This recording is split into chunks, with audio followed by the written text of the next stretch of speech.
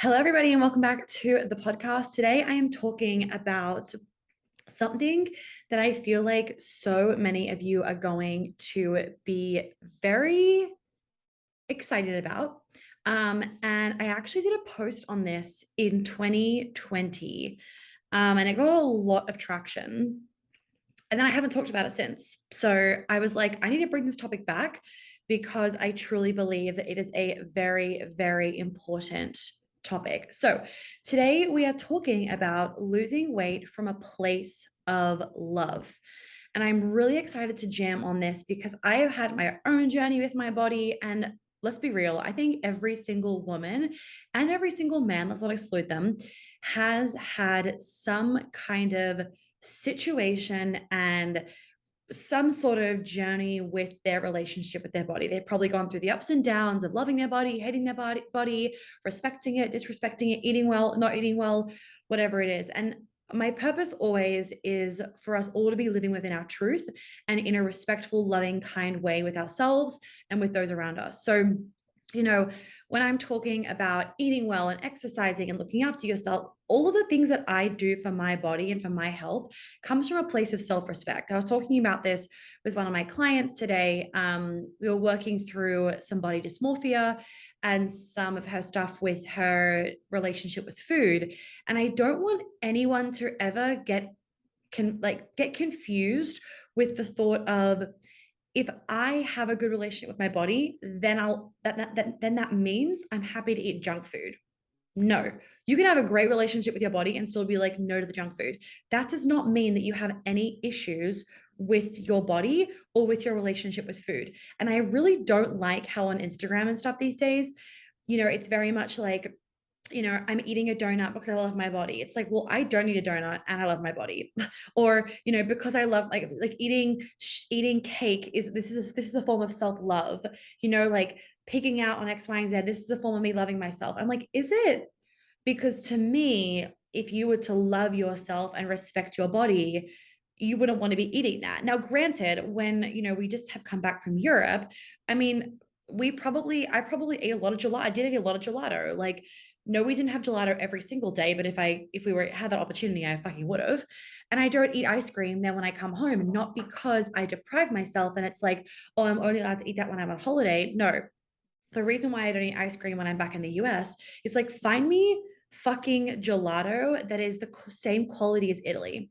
You can't find it, right? You can still find, like, I'm sure, great quality ice cream in the supermarket, but it's still filled with a pile of shit that is not found in ice cream in Italy or in France or in Greece or whatever it is. The quality of the food over there is very different. So when I'm over there, yeah, I'm eating all the pasta, all the pizza, all the cheese, all the ice cream. I'm eating all those things because, one, my body isn't stressed, so it actually can digest it better, and I'm aware of that. And then number two, the quality is better. The quality in everything, the food quality, the way that things are produced, the love that is put into the food, the energy that surrounds what is put into the food is all of a higher caliber. And just so you know, I don't want to get too woo-woo on this, but like, your food, the energy, like everything is energy, right? So the food that you're eating, it actually has absorbed the energy in which it's produced in, which is why food that is made with love will taste better and digest better than food that is made with hate. Like, go get in an argument with your boyfriend, make dinner, and then eat, and then go and do the exact same thing the next night, but get into a lovey-dovey spell with him, make the exact same food, and then eat it. I guarantee you the food made on that second night tastes better than the food made on the first night, because our energy is put into things, right? The clothing that you wear has energy. That's why when you walk into a room when someone's had a massive fight, it can feel funky. Energy gets stuck to things and it does get embedded in things. So the quality of the food is also a lot better there. So I just want everyone to firstly understand that respecting your body and loving yourself does not mean that you need to go eat shit food. Like, that is not a form of fucking self-love. In my mind, it's actually kind of a form of disrespect, because if you're really respecting your body, you're going to be conscious about what you're eating and you're going to want to know what you're eating. So I have a very healthy relationship with food, and I've gone through my ups and downs with it, which I'll talk about in a second. But I'm really aware of what I put in my body. I look at the ingredients of everything. I don't like eating shitty food. I'm not going to be fucking crazy fussy about like, is it organic, blah, blah, blah, when I'm at a restaurant, or like, is the fucking chicken, pasture raised. When I'm at a restaurant, like, you got to give and take a little bit, but I don't eat fried food. I will not eat fried shit at a restaurant. I do not eat dairy when I'm in the US because it's not good quality dairy. I really do prefer to buy organic, especially in the US. Now, when I'm in Australia, a little bit different. If you taste an organic, if you taste a non-organic cucumber from America and a non-organic conventional cucumber from Australia, you will literally taste the pesticides on the American one. It's disgusting. So when I was living in Australia, I didn't care as much about the organic because the quality of the produce, again, is better in Australia, is better in Europe. So I don't care about organic in Europe either, but I do care about organic in the US because the quality of the food is shit here.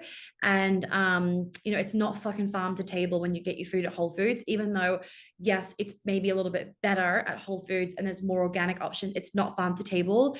The quality is still not up there. I definitely prefer to go to farmers markets on the weekend, and that's something that I really want to get into now that I have moved out of New York, is taking the time to do that on the weekends because the quality is so much better. And when you're respecting your body, you actually want to know what is in your food and what you're putting in your food.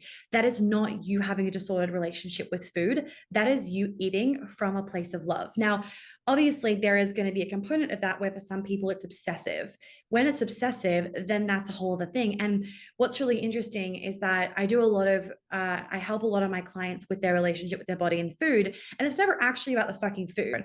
The shit that you haven't dealt with as a child will show up in your relationship with food, but it's not necessarily actually about the food itself. So, for example, your obsessiveness over, I need to know where the fucking apple was grown, that isn't actually about the apple. It's about a need to control. For example, we don't know, this is just a makeup situation for a random client, right? It could just be an example of need to control because when you were a child, you were neglected and you felt like you didn't have any control and your parents were, well, whatever the situation is. And I also, again, want to always preface that even if you did not grow up in an abusive childhood, or even if you don't classify yourself as having trauma, we all have trauma, whether it's micro trauma or macro trauma. We all have it, and it will and it can show up with your relationship with your body and your relationship with your food. And this is the reason why this is often the case, is because we can't control everything in our lives, right? But we can control our food intake, and we can, in a sense, control our body. So a lot of people, if they don't feel like they've had control in their life or in other areas of their life, they will over control their relationship with food. Or on the opposite end of the spectrum, they will get so lazy with food and use food as a comfort mechanism because they cannot seek comfort anywhere else in their life. So food is one of these things where often people, when they have a disordered relationship with food, it'll be one extreme or the other. Either they're too obsessive and restrictive with their food, or they're lazy and they don't care about the food that they're putting into their body. But it's really helpful to just always look at your relationship with food, because your relationship with food can actually tell you a lot about what you're struggling with, and your relationship with your body and how you treat your body, how you exercise, all of those sorts of things. So what I want to talk about today, like I said, is losing weight from a place of love. And the reason why I want to talk about this is because with the media, there is so much now about body positivity, which is a really, really good thing, and it's needed. And this microphone is also blocking my face. I kind of want to get on the other side now. We'll just change it up a little bit. There is so much in the media now with like body dysmorphia and and how dieting is bad and all that kind of stuff, which I am here for. But what it's meaning is that a lot of people now feel shame about not loving their body and about wanting to lose weight, right? Because they think if you want to lose weight, it's saying I'm hating my body. And that's not actually necessarily the case.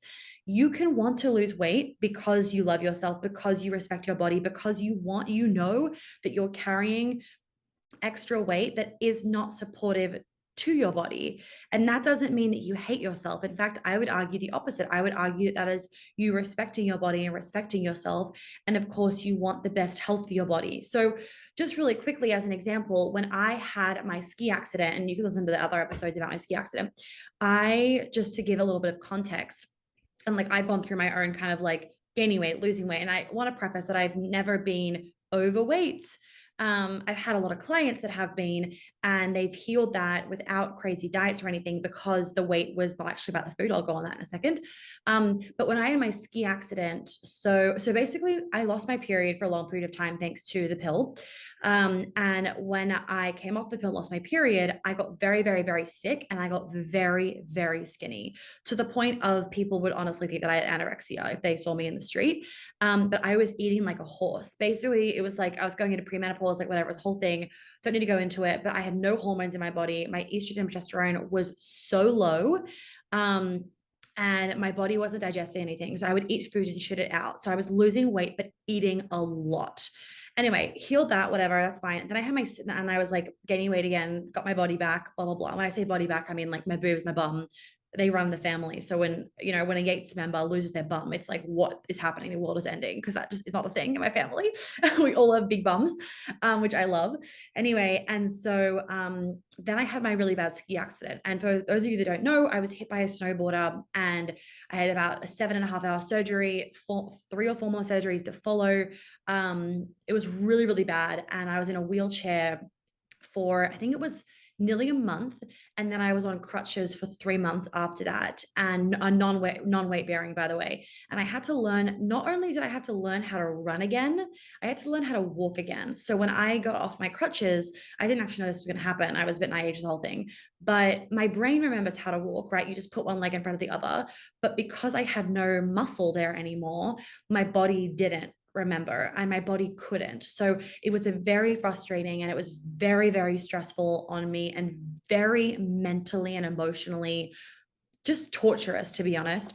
So I had to learn how to walk again. And if any of you don't know, basically the way that you'll do it, if you go to a really good physiotherapist, they have these machines, and these machines basically get strapped into this machine, and this machine blows air, and it takes your body weight out of it so that your body can learn how to walk again and get those movements and the muscle.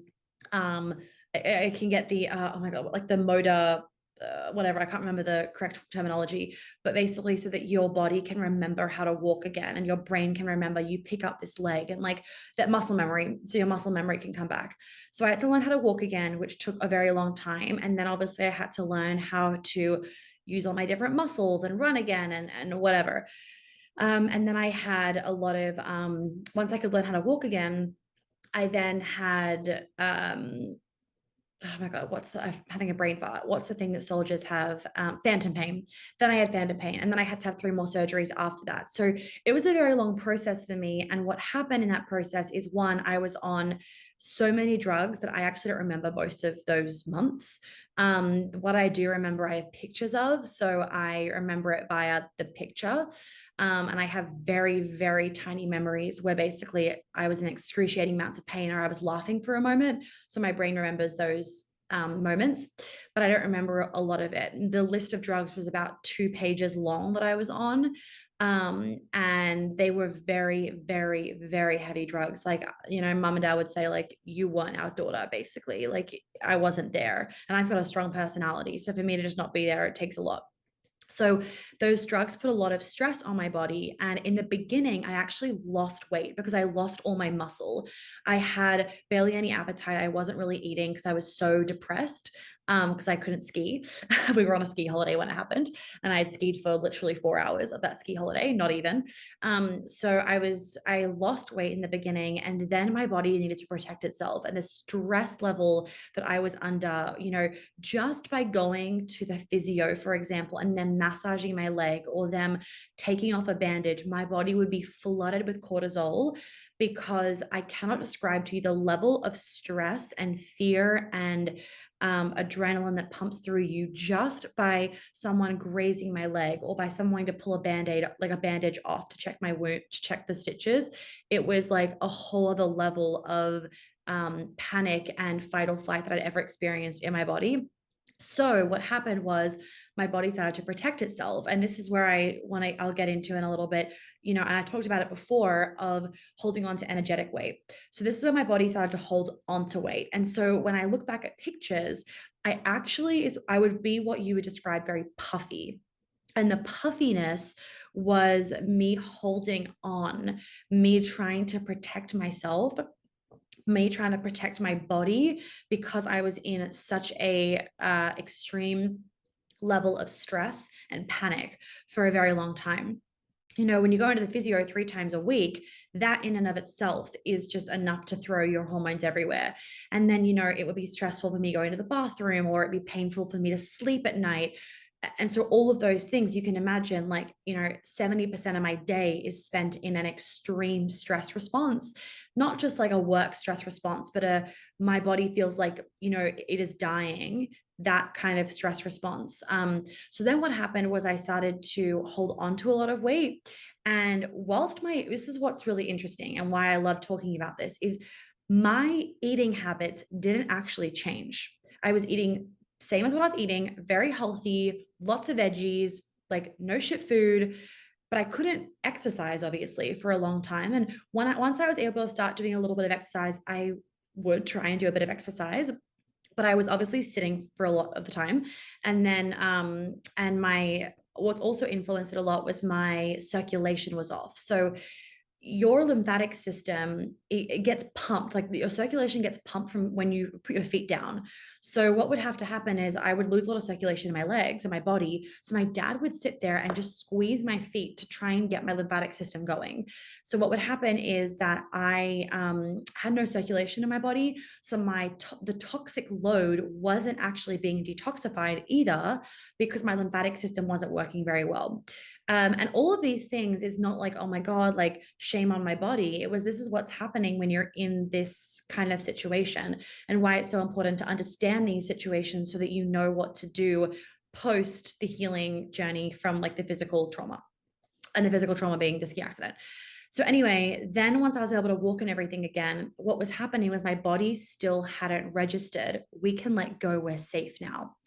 So because of that, I was gaining more weight, and I was kind of ignoring it, really. Like, I knew it was there, but I was ignoring it because I was eating the same. I was really loving my body after that accident, because I became in awe of me being able to get my own glass of water, or being able to take myself to the bathroom. That to me I was grateful for that. So I didn't want to look at my body or look at myself and reflect on myself and be like, I need to lose weight, or why am I holding on to so much weight? Why am I getting so puffy? I didn't want to do that to myself, because I thought that was shame inducing. I was being told by the media that if you don't love your body as it is, that you don't love yourself, and that, like, shame on you, and that you need to heal your relationship with your body. But in fact, for me, what I wish someone gave me permission to do was, you can love yourself, and also you can want to get back to your optimal health. And right now, Monica,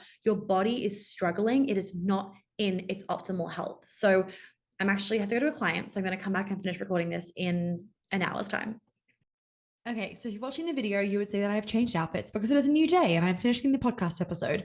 So basically, right, what I'm saying is that you wanting to have your body being at its optimal health is a sign of self-respect. And it does not mean that you don't love yourself currently. It means that you just want to improve yourself. And I also just want to preface with all of this that this is not like a one size fits all in terms of like body size. I'm not saying that there is one correct body size. I'm saying that we all know our true body size, right? We all know when our body is at its optimal health. And like, sometimes we have to be really fucking honest with ourselves of like, are we at our optimal health or are we not? And, even in the even really like since end of Jan this year, I know that I have been under too much stress. For example, that, me doing quote unquote long distance relationship, it wasn't really long distance um, because we were together all the time, but it was still like flying up and down from New York to Atlanta and then going skiing. Like, we were always fucking traveling since the ski season got hectic at the beginning of February. And I know that my body wasn't in its optimal health because I was putting it under too much stress. And I was on a plane all the time, traveling. And that can be really hard, to be honest with yourself, because it's like, well, I do feel like I'm living my best life. And like sometimes we don't want to admit to ourselves, right, that like I'm actually not being that, like I could be healthier, right? Like my body is under too much stress, or I am traveling too much, or, I am eating the wrong foods, or I have put on weight and it's, not in a healthy way that I've put on weight. It's in an unhealthy way, for example, or I am eating too much sugar or whatever it is. And that can be a really, really hard thing for us to do, because we can then kind of self-inflict this story of shame, where you then feel shame for saying that about your body, because we are heavily now taught with the media and society to love your body. So as soon as you are saying something or portraying something where you're basically saying that you want to change your body, it can be taken as the wrong way. So also, if you have fear around not wanting to be seen, or a fear of being seen for whatever reason, for whatever trauma, it can result in you actually self-sabotaging, where you will basically make yourself look away where people don't want to see you, which can sound really fucking harsh coming across, but I'm just going to cut to the chase. And the reality is that we are physical beings, right? We do judge each other based on aesthetics. We do judge and we do create a perception very quickly based on a physical appearance. And to say that we don't is just like, it's just a load of bullshit, right? We fucking do. It's our primal nature and we've done it forever. So we can't just change our brains. Now, yes, we are a lot more receptive and we are aware of those preconceived notions. So we don't buy into them as much. But the reality is that they are there.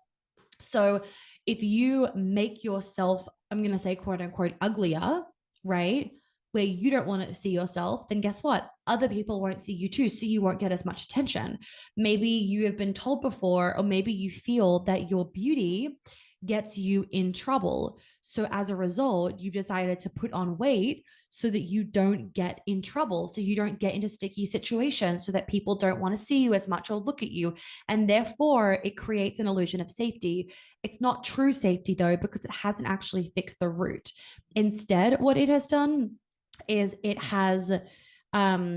gives you this sense where you feel safer because people aren't looking at you as much, right? But you still feel like you can get yourself in bad situations, or that there is danger out there. So it's like a surface level band aid that we do to ourselves instead of looking at the root of the issue. So emotional weight gain or emotional weight is a real thing when you're wanting to protect yourself. And somebody asked this on an Instagram live I did recently about, can scarcity and fear and money trauma manifest in the form of weight gain? And I was like, yes. The reason why is because if you feel scarce or fearful or stressed about money, you're going to try and protect yourself. And that can look like many different ways, trying to protect yourself, with going into full scarcity mode and going into like hoarding and saving and blah, blah, all the things in like a scarcity way. And it can also result in you trying to physically protect yourself by gaining weight, and by eating more to get this feeling of comfort. But what's also important to note is that the stress of the scarcity can cause your body to hold on to weight, because your body is stressed. And when your body is stressed, it holds on to weight because it's trying to ensure that if there was a famine, that your organs would be able to feed off the fat that is sitting around your organs, that is sitting on your body. And that is why people go, how is it that when I go to Italy and I'm eating all the pasta, all the pizza, all the gelato, all the sugar, I'm eating huge breakfasts and like so much food, I lose weight? And it's like, well, you are walking more probably, right? But like even like us on our European trip, we weren't actually walking that much. We were relaxing a lot. And I was eating all the fucking gelato and everything. And I didn't gain any weight. I probably lost weight, to be honest, because your stress wasn't as high. When your stress is high, your body holds on, and it holds on to water weight, as well as it will store extra fat, and it won't burn fat in case you need it if there was a famine or if you went into a fight, right? And you needed it. So it's real. I'm going to then go tangent on this for any women that are like, I wanted to lose those last 5 kilos. Like, is it an energetic thing? Blah, blah, blah. I'm like, no, it's probably your body being a woman. And we store more fat than men, right? Women store more fat than men, especially around our stomach, hips, and thighs. It is to protect our baby. And even if you don't want to have a baby, it is there. It is our biology. Don't fucking fight it, because you are going to make yourself miserable trying to fight something that is your biology. We have a womb in our stomach. Men don't have wombs. So the little bump that we get on the below our stomach that men don't get is because we have a womb there. And that bump gets a little bit larger when we come up to our period, because it's filled with blood ready to bleed, because we have a cycle. So just remember that, women, we need fat. We need more fat than men. We do have cellulite more so, right? Most of us women have cellulite in one way, shape, or form. And that's because we have a higher body fat percentage, and our body sits differently our fat sits differently in our body to men. Nothing's wrong with that.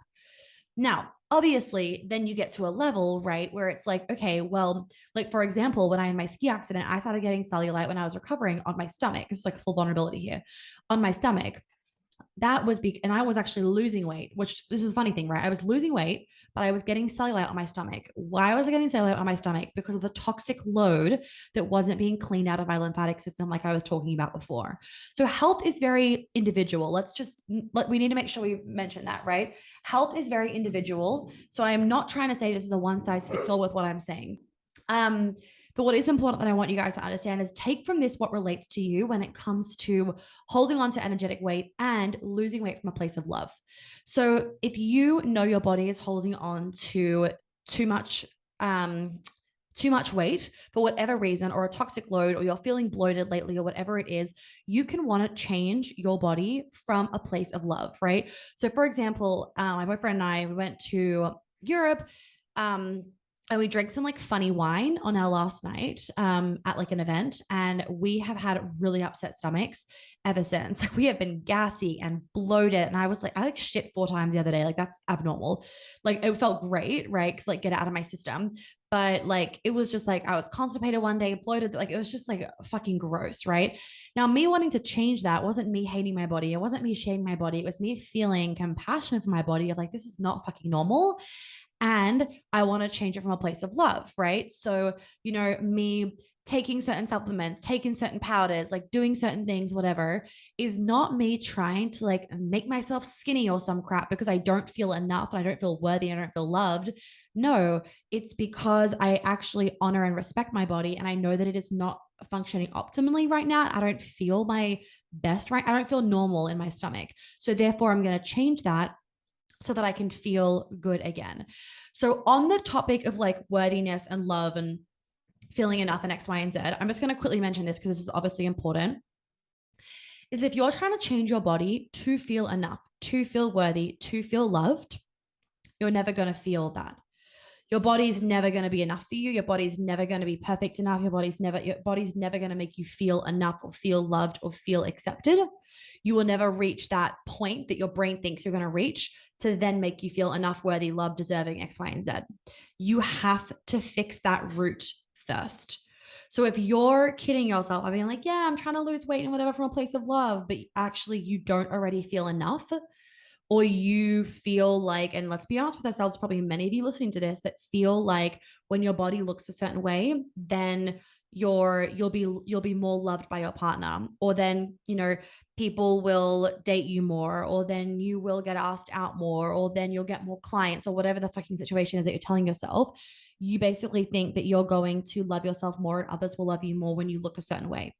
You have to fix that before you start to go down any physical changes of your body. If I want to lose this weight, or I want to fix this bloating, or whatever it is, because if you don't fix that, that emotional baggage is staying in your body, and you're actually going to find that you have this like push and pull all the time when it comes to your body. So what's really interesting is for my clients that I work with and that I help with their body image stuff and their eating disorder, relationship with food, la la la, those things, is that when they heal the root, one, they actually often will automatically start loving their body more. And they will start telling me, like, I feel like I feel lighter and I feel less puffy. I feel like I've lost weight. Like, I look at my body and I'm just like so happy with it now. Like, I don't want to change it. And I'm like, yeah, because we healed the root of the reason why you are wanting to change your body. And by also then doing that, those last bits of shame and fear and tension in your body have been released. So, this constant feeling of heaviness that you were trying to get rid of in your body through like dieting or doing whatever is gone because it was an energetic thing. It wasn't a physical thing. Like some of that weight that you feel in your body, that physical weight, like I feel heavy or I feel bloated or I feel bogged down or I feel fat, like that feeling that we feel, not like a what you're seeing, but this feeling is often energetic, not just like a physical thing, right? So when you can look at the energetic side of things and make sure that those roots are healed, you will find it 20 times easier to then lose weight from a place of love, get better results, and have a body that you love. Like I fucking love my body and I love looking in the mirror and feeling toned and looking toned. Like I'm just gonna be real with that one. And most people want to feel that, right? There's no shame in that. So when I look in the mirror and I feel bloated and sluggish, I'm like, yeah, I want to fucking change my body. And it's not from a place of love because I still feel worthy and loved, like whether I feel sluggish or not. It's because I know that I'm not feeling my optimal self. Okay. So there's nothing wrong with wanting to look in the mirror and be like, I love my body. I feel sexy. I feel toned. I feel delicious. And you will never get to that place of feeling those things when you look in the mirror if you already right now do not feel worthy, do not feel loved, do not feel deserving, do not feel insert fucking thing. You need to fix that first. And that is going to help you to also get the body that you desire. Last thing I'm going to say to wrap it up is that if you are trying to get a body that is just not attainable for yourself, change the fucking goal. Like I say that with love. I say change the fucking goal because you are setting yourself up for failure. Like in my family, we have big bums and like I got tits, right? And I got a big bum. I've got a big bum. I've always had one since I was young. And if I was so the only way that I lost my bum was when I came off the pill and I looked anorexic. And there was a physical problem with me. I also wasn't interested in men. I also had no fucking libido. I literally broke up with my boyfriend at the time, blamed it on him, right, for wanting too much sex. When it was like, actually, Monica, you just hated being fucking touched and you had no interest in any kind of like any kind of sexual engagement because you had no hormones. You were dry as a fucking dingo as a donga down there. And it was uncomfortable. Like you didn't like it. You actually didn't look sexy either. Like you looked sick because you were sick. Right. So the only time that I ever lost my bum was when I was actually physically sick. And I don't know about you ladies, but I would much rather have a fucking bum than having no libido, right? And so sometimes you need to give yourself a reality check, right? Of would you rather be, society's image of perfection and a body that you cannot obtain for yourself unless you make yourself physically ill? Or would you rather be healthy, know that your body is at its optimal level and you can't change it anymore? So stop fucking trying because there's something more that you can do. Learn to love yourself as it is and appreciate your body as it is, feel healthy, have energy, have a raging libido, feel sexy, and therefore exude sex appeal. I know which one I would rather, right? So we all do have different body shapes and sizes, and that sex appeal and that confidence and that glow and that beauty is about an energetic thing that you put out. It's not a physical thing that you put out, right? So please, please, please, hold on a second. So please, please, please, please remember that your natural equilibrium for your body is probably different to mine. Don't have I don't want to say my body, don't have like some model's body as your goal when they are 6'5" and have great genetics. That's great. I should probably use a word like certain genetics. And you were born into a family where the hourglass shape is your normal thing. Your mom has it, your sister has it, your grandma has it. You got big boobs and a big bum. Don't try and then be a Victoria's Secret model that was born with the genetics of a stick figure and has no boobs, no bum. Like it's just not attainable, right? So make sure that you're also wanting if you're wanting to lose weight or you're wanting to get toned and look a certain way, blah, blah, blah, make sure it's coming from a place of love. Make sure you're losing weight from a place of love and from a place of I respect my body and love my body. And lastly, make sure that you have a goal in mind that is focused on how you feel and is also attainable for yourself. So when I work out every day, most days, and literally if I don't work out for like if I don't work out for a day and then I go into 2 days, my boyfriend notices it and he's like, "Can you like do some fucking Pilates or something? You're like you're being a bit moody." He's like, "If you don't Pilates, like you need to go and do some." Like he now prioritizes my Pilates time when we're traveling because he knows that I like turn into a bit of a bitch without it. Because for me, the exercise is not about getting a certain body. It is about the way that I feel. Now, in the beginning of your journey, the exercise could be a combination of both, right? Now the exercise for me, because I've lost the weight and my lymphatic system is working again and all those things from my ski accident. When I exercise, it's about attaining my health that I already have. I'm not trying to like lose weight. I'm not trying to change anything about my body. It's about maintaining my health, maintaining my strength, and it is about feeling good mentally and physically. So I hope this episode helped you guys.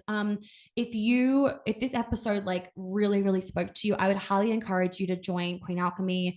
It is opening up like now. I can't remember the exact date. Hold on, it might actually be next week. Just keep a lookout on my Instagram stories, basically.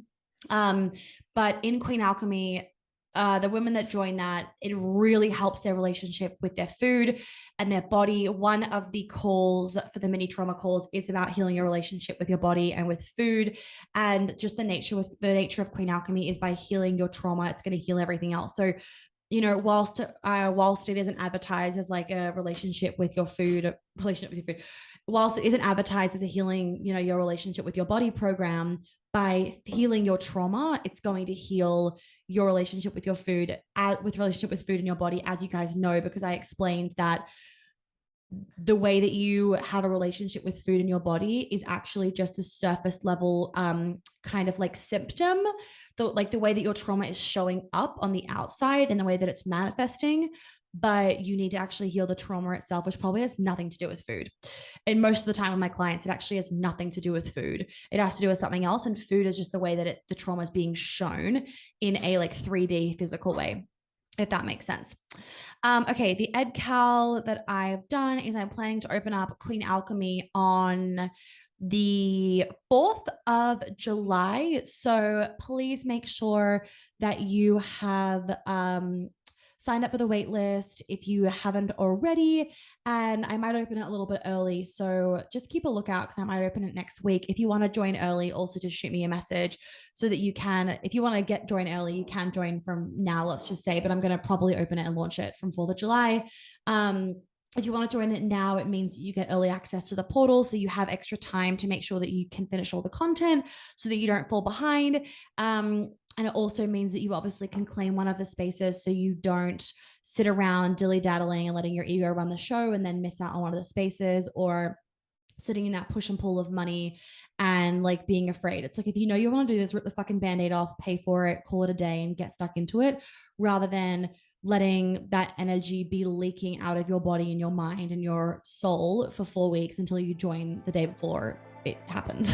Don't do that. Like, that is just an energy leak that none of you guys need.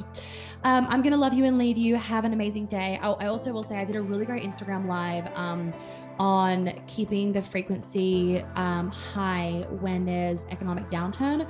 So check out that Instagram live if you haven't already. And also make sure that you have read the magazine. The last issue, the new issue will be coming out at the end of July, which will be great for all your European holidays in August.